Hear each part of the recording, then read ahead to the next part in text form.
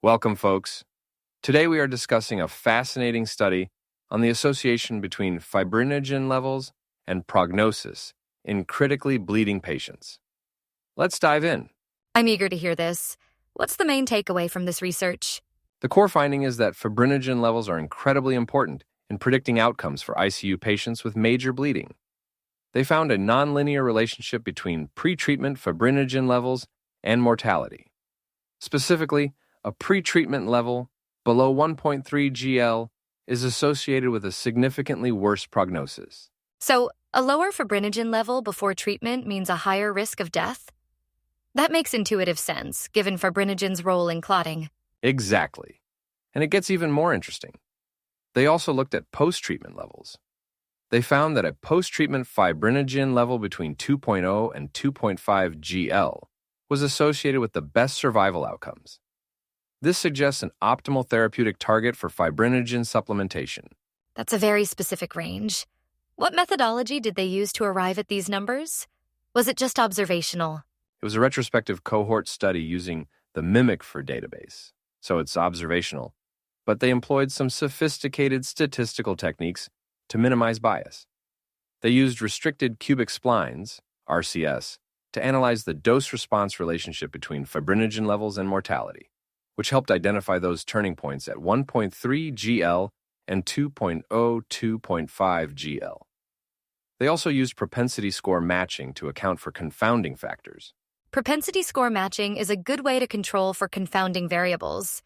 But even with that, there's always a risk of residual confounding in observational studies, right? Absolutely. That's a valid point. They acknowledged this limitation in their discussion. They also performed sensitivity analyses using different causal inference models to check the robustness of their findings.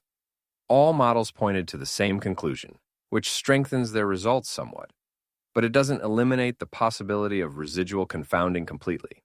So, what are the clinical implications of this research? Should doctors start routinely measuring fibrinogen levels in all bleeding patients? That's a complex question. While the study strongly suggests the prognostic value of fibrinogen levels, it doesn't definitively prove that actively targeting a specific fibrinogen level through supplementation will improve survival. More research, ideally a randomized controlled trial, is needed to establish causality. However, the findings do highlight the importance of monitoring fibrinogen levels, especially in critically ill patients with major bleeding. It could inform treatment decisions and potentially guide fibrinogen supplementation strategies. I see. So it's more of a call for further research than a definitive guideline change at this point? Precisely. The study provides compelling evidence for the importance of fibrinogen in this context, but more research is needed before we can confidently recommend widespread changes to clinical practice. The authors themselves emphasize this in their conclusion. One last question. What about the limitations of the study? You mentioned residual confounding. Were there any other significant limitations? Yes, a few. The retrospective nature of the study is a major one, as is the reliance on data from a single database, MIMIC-FR.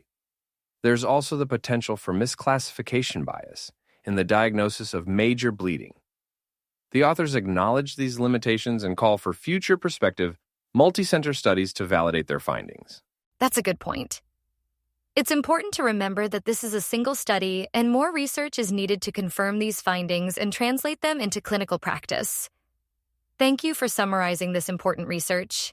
My pleasure. It's a really interesting study with potentially significant implications for the management of critically ill bleeding patients. Thanks for listening, everyone. Until next time.